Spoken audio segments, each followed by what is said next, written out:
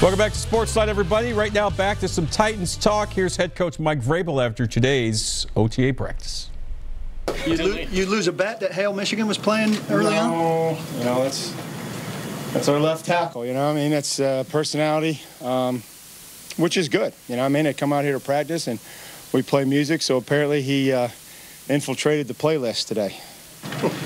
Is it the last time Hale Michigan will It'll be the last time we play. Delaney said he plans on playing until somebody knocks him off the spot. I don't doubt it. You know, love his professionalism, love his work ethic, love his attitude, love his production. So, you know, we're lucky to have him, and he's a great example to a lot of young players. And we've been through this with our rookies and our younger players of his journey to where he's come from and where he's at now. Doesn't matter how you get here. It only matters what you do when you're here. He's really defying the odds, though. Being better at this point in his career. I mean, he's still going. It is. Traditionally, it's a young man's game, and for him to be able to do, you know, what he's been doing, and the thing that I appreciate and our coaching staff appreciates is he's not just, you know, relying on his reputation of what he's done in the league. He's concentrated on building a reputation going forward and about what he's doing currently now with this Phase 3. He was heavily involved in Phase 2 with his workouts and his attitude. So, again, we're lucky he's here. He's a great example for our young players. He also mentioned the fact that last year, even though he had pretty good numbers, he said he didn't think it was a particularly good season, that didn't really live up to his own expectations. You like a guy who kind of had that? I mean, I think we're our own worst critic, though you guys may try to be sometimes. That's what good players do. That's what great players do.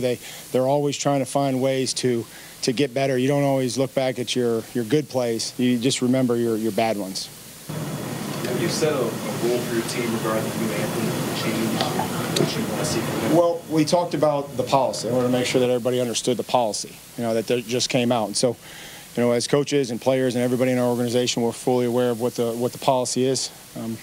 With that being said, we're also fully aware that, you know, we have Miss Amy and the entire organization's support to make a decision, you know, based on that policy.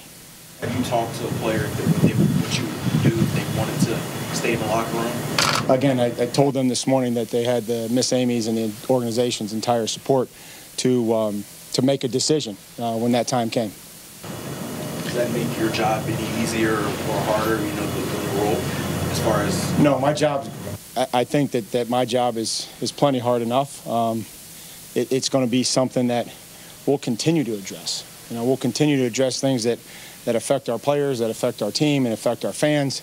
Those things they're ongoing, and that just doesn't come up once a week. You know, we talk about all types of things in the morning and to the team meetings that I think that are important, whether that be our conduct off the field, how we treat women, the decisions that we make when we're out at restaurants and bars and clubs to not get in an automobile and drive. I try to just teach them every chance I get. If there's things that are on my mind and I don't sleep at night, I usually come in and talk to them about them. You know, every day there's a situation with, you know, workplace misconduct or some mistreatment of a female. And so we try to remind our guys that we want to stay away from those types of situations. Do you expect your veterans to teach the young guys, the rookies coming out? Occasionally you hear a veteran somewhere might say, it's not my job to teach a It's not.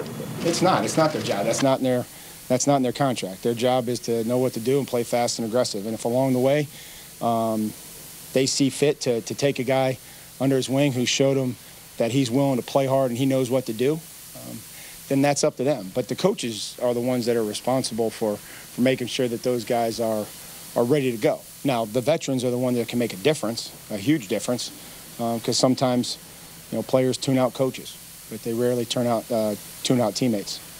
Do you yourself have a sounding board as a first-time head coach for somebody that you talk to or confide in when things come up, maybe that you yourself haven't faced before as a head coach? Yeah, I mean, I think that there's people along the way that have come into my life that have helped me get to where I am. I think that there's guys on the staff that I try to use as resources. I'm proud of our staff, and I want you guys to get to know them. I want you guys to talk to them, know their stories, know where they're from. They're all hired for a reason. And there's a lot of good coaches that are on our staff that I talk to daily on an individual basis. I'll go see them and I'll sit down with them, and they know their players better than I do. They're with their players a lot more than I am. So I trust and I value their opinion. How important was it to get the P's to come out of retirement? Yeah, it was important to get everybody. I've mentioned before about Dean, his track record, the fact that he coached me, the fact that he was our coordinator in New England. But it was important for me to get all the guys that we got. Players will occasionally use OTAs as leverage when they're heading into the final year of their contract. What's it say to have Taylor here, not only here, but the tone that he helps set? Again, we are going to coach every guy that's here as hard as we can, try to improve them, to try to make them better, to try to make them better individually, and then try to make them better to help the team. I guess that's just, that's who he is, man. He loves ball.